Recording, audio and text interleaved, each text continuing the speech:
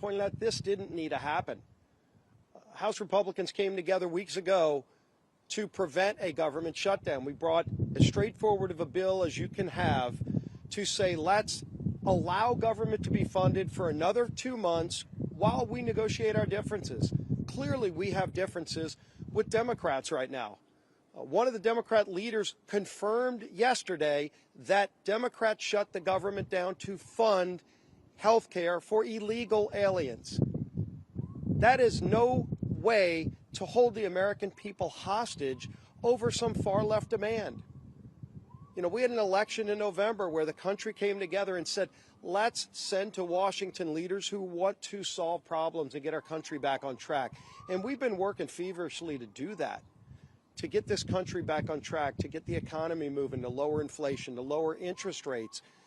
And Democrats, just to appease their far-left radical base, have been voting no every step of the way.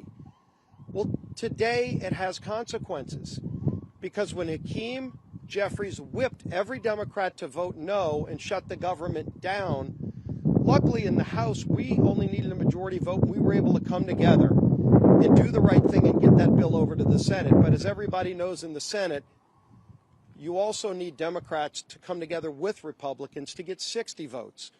And so when Chuck Schumer made such a fatally flawed decision to shut the government down, ultimately the American people, I think, are going to get involved and demand that Chuck Schumer reverse course, because it's not sustainable. The American people do not want to be held hostage to Chuck Schumer's radical demands to fund illegal health care and, oh, by the way, to cut and gut $50 billion out of rural hospitals. That's in the bill that Chuck Schumer filed as his alternative. That's outrageous. You want to talk about a partisan demand to hold the American people hostage? That's what Chuck Schumer's done. We have a bill that is clean, that just keeps these negotiations going for another 2 months while the government stays open. And all Chuck Schumer needs to do is get over the tantrum that he's having with the results of the election from November and vote yes to keep the government open. We are here ready to get the job done. Schumer needs to end this shutdown and finally join with us, and let's start real negotiations without holding the American people hostage. With that, I want to bring up my friend, the whip of the Senate.